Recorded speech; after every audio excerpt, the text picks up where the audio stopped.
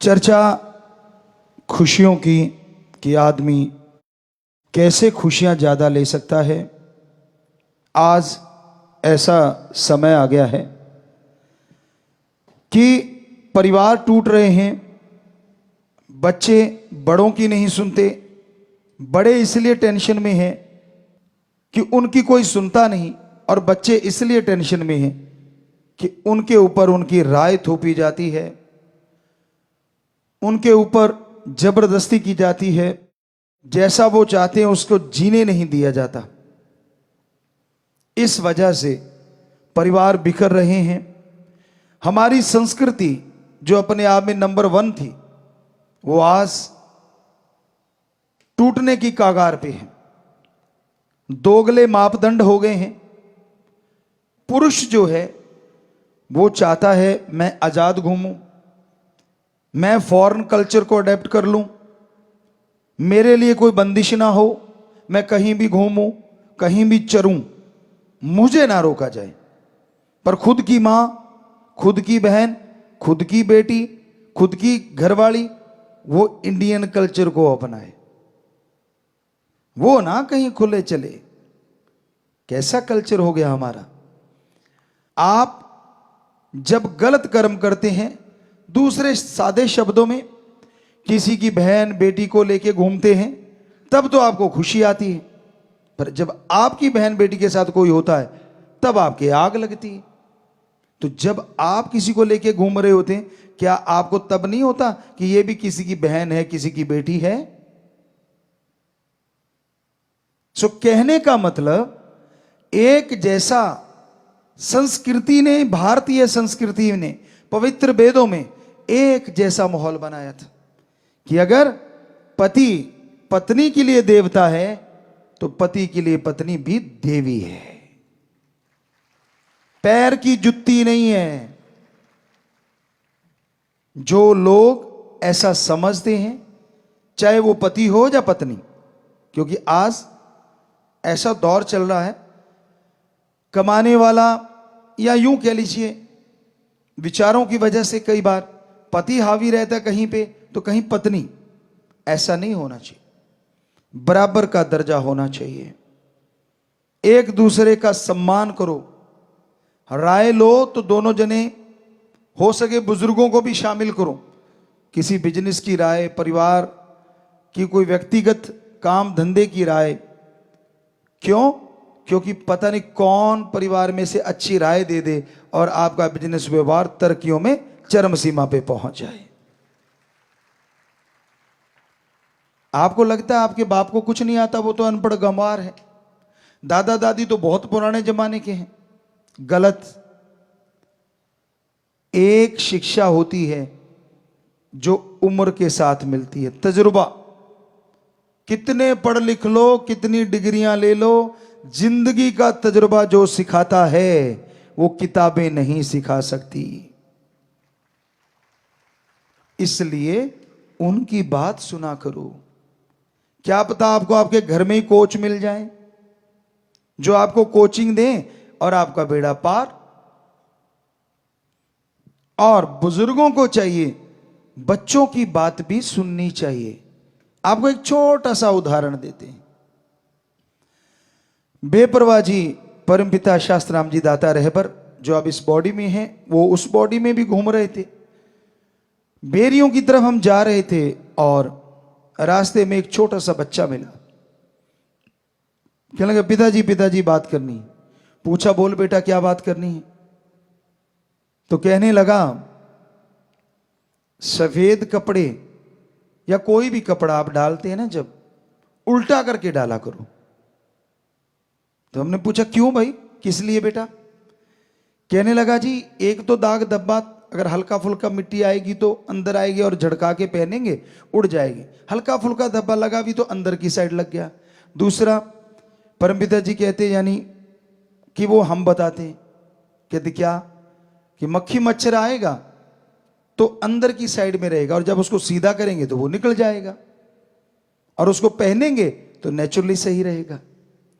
तो बेपरवाह जी हंस के कहने लगे भाई छोटा बच्चा भी राय दे ना तो उसकी राय ले लेनी चाहिए अगर वो अच्छी हो।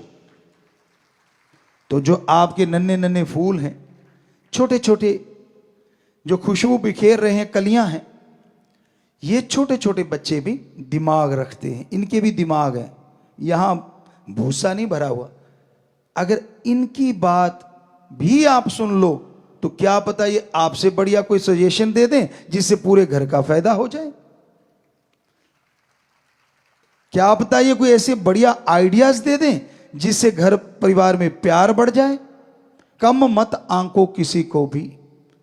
बहस का मतलब झगड़ा नहीं होता,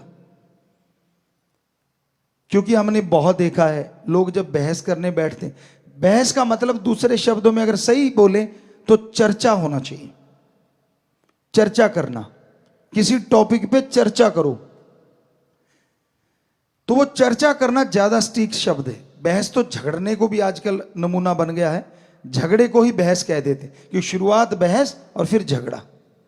चर्चा करो स्वस्थ तरीके से कि भाई तू अपने विचार बता, उसको काटो ना, उसकी पूरी बात सुनो, दूसरे को बोल तू बता, तीसरे को बोल तू बता। अब सबकी सुने जो घर का मुखिया है, और फिर कहे कि बेटा हो सके तो लिखो पॉइंट, जो मेन पॉइंट होते हैं उनको लिख लो जो परिवार वाले चर्चा कर रहे हैं।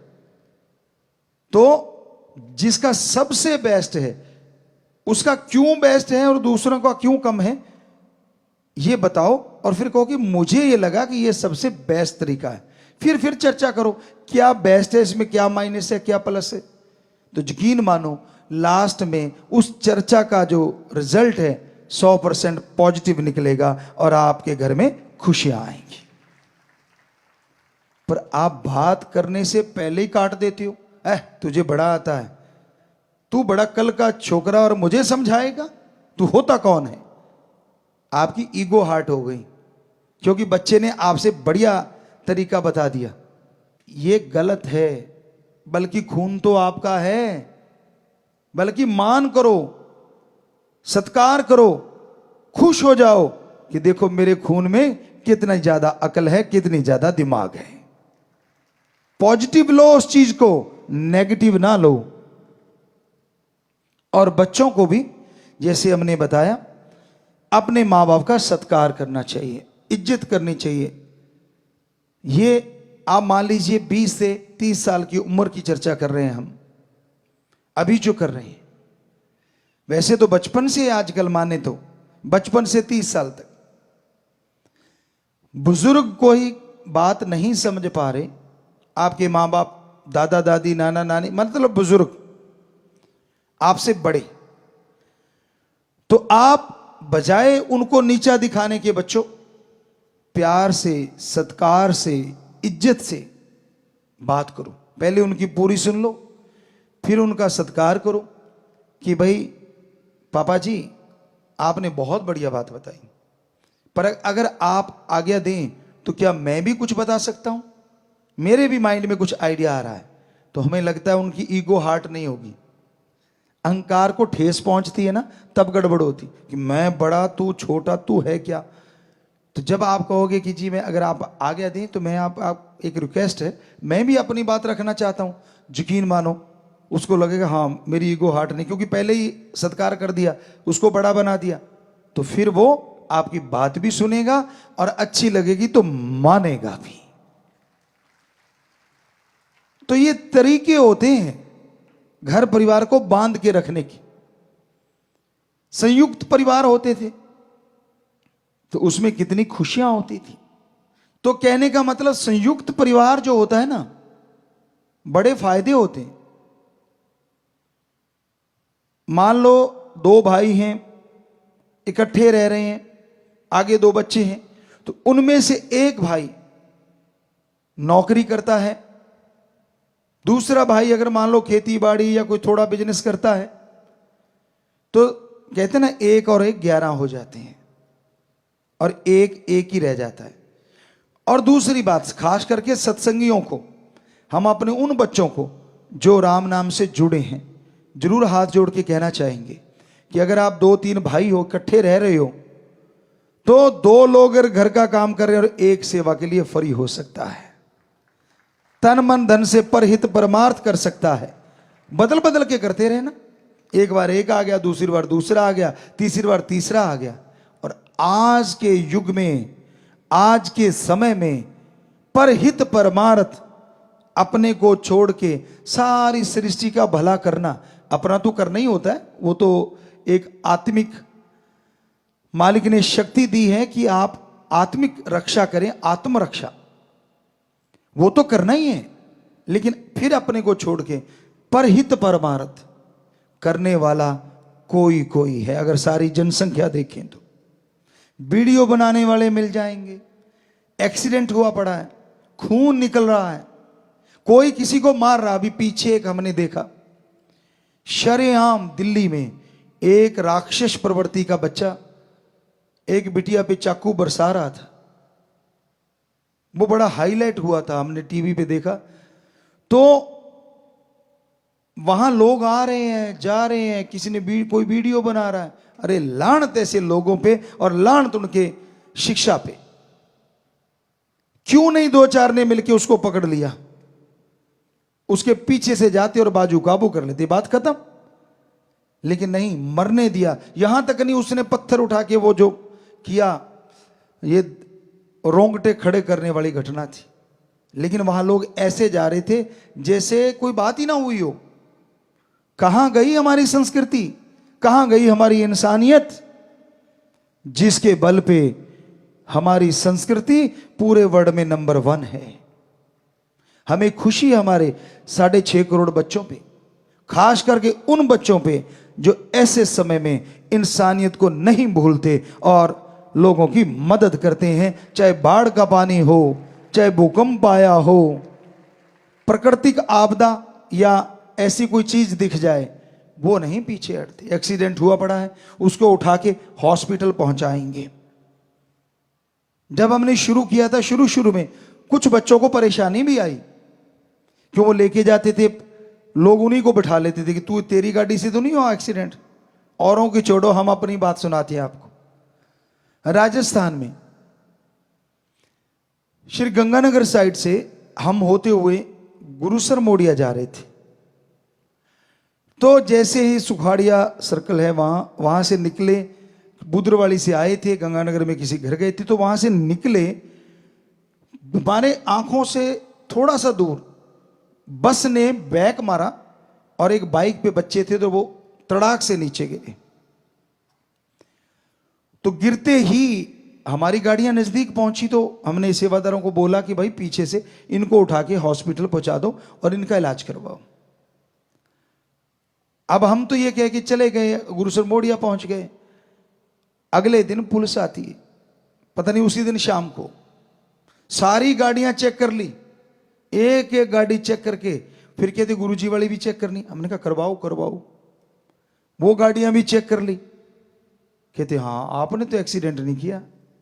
हमने कहा हमें जरूर मिला ना, हमें मिले वो सज्जन। हमने कहा भाई तू उनको क्यों नहीं पकड़ता जिन्होंने किया है? और बस के अंदर जो लोग थे उन्होंने भी गवाही दी कि बस वाले ने ठोका है। बहुत बेचारा साइड में चल रहा था बाइक वाला, और उसने एकदम से गाड़ी कट मारा और वो उड़ा दिए। तो अंदर से गवाही भी किसी ने दी, तो सिर नीचा कर लिया उन्होंने। हमने कहा बोलो किस पे डालना चाहते हो, कौन सी गाड़ी पे, हम ही लिखवा देते हैं, बोलो कौन सी गाड़ी पे डालना चाहते हो केस। कहते गुरुजी क्षमा करना, शर्म करो। हमने कहा शर्म, चंद नोटों के लिए क्या कर रहे हो? क्या ड्राइवर आपका दोस्त है, मित्र है? तो उनको कोई जवाब नहीं था। तो उस समय परेशानियां आती थी। राम जी ने कृपा करी, हमारे देश के जो राजा होते हैं उन्होंने सुना और फिर कानून बन गया, शायद हमें पक्का नहीं मालूम, कि जो बचाएगा उस पर ऐसी कोई कार्रवाई नहीं होगी, शायद में भी। तो अब साध संगत जबरदस्त तरीके से लोगों की जान बचा लेती है जो एक्सीडेंट में पड़े होते हैं या डूब रहे होते हैं, तो बड़ा अच्छा लगता है। तो ये इंसानियत की सेवा के लिए अगर आपके परिवार का एक मेंबर आ गया, वो सेवा कर रहा है, और यकीन मानो घर का 1 या 2 लोग जो बिजनेस कर रहे हैं, वो जो सेवा कर रहा है ना, आपके बिजनेस में भी हो सकता है दुगना चौगुना मुनाफा हो जाए और शारीरिक तंदुरुस्ती ताजगी भी जरूर आएगी। इसलिए संयुक्त परिवार अच्छे होते हैं, जो पुरातन समय से चले आ रहे थे। तो कहने का मतलब कितना अंतर आ गया। क्या थी हमारी संस्कृति। हमारे गांव में हमने देखा, हमें बचपन से लेके आज तक राजनीति में ना कोई इंटरेस्ट था ना है, तो पर फिर भी आपको एक बात बताना चाहते हैं। छोटा सा गांव, 774 या 80 90 ऐसे कुछ वोट थे। गांव के 2 लोग जाते थे, चुने हुए थे, वो जाते और किसी को कह के आते कि वोट आपको डालेंगे। पूरा गांव, हमारे जी स्कूल बना देना। स्कूल वहां से 5-6 किलोमीटर दूर था, छोटा सा गांव था। तो वो आके गांव वालों को इकट्ठा करते, कोई बच्चे नहीं जाते थे, सिर्फ घर का मुखिया, सारे इकट्ठे हो जाते। वो कहते थे भाई अब फलां बंदे ने वायदा किया है, अपने स्कूल बन जाएगा तो वोट उधर डालनी। कहते जी ठीक है, ये नहीं पूछते क्या क्यों किंतु परंतु, सारे घरों में आते और अपने परिवार को आके कहते भाई वोट फलां जगह लगाना है। और ऐसा ही हुआ, स्कूल बन गया, क्योंकि वही जीता जिसको वोट डाली। अगली बार फिर वायदा कराए कि भाई हमारे स्कूल को अपग्रेड कर देना और हो सके तो बिजली और रोड नहीं है हमारे। फिर वही जीता, क्योंकि तब वो पेटियां पुटियां खुला करती थी। हमें मालूम नहीं तब क्या चक्कर था, कोई इंटरेस्ट नहीं था हमारा, सच कह रहे हैं आपको, झूठ नहीं बोल रहे। तो कहते थे तब कोई पेटियां पुटियां खुलती थी वोट गिनते टाइम, तो वोट गिनते रहे गिनते रहे गिनते रहे। और जब पेटी खुली, वो हार रहा था जो एमएलए था, वो जब गुरुसर मोडिया की पेटी थी वो खुली, पेटी खुलते ही वो जो बंदा 400 से हार रहा था वो 300 कुछ वोटों से जीत गया। यहां तक हमें बताया, हमें नहीं मालूम कितनों से जीता था वो।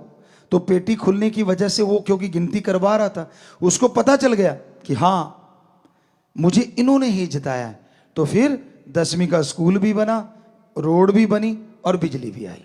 तो हमारा यहां ये नहीं कि क्या हुआ, कहने का मतलब इतनी एकता होती थी, पूरे गांव की परिवार संयुक्त रहते थे, अलग हो जाते थे लेकिन फिर भी भाईचारा यूं रहता था।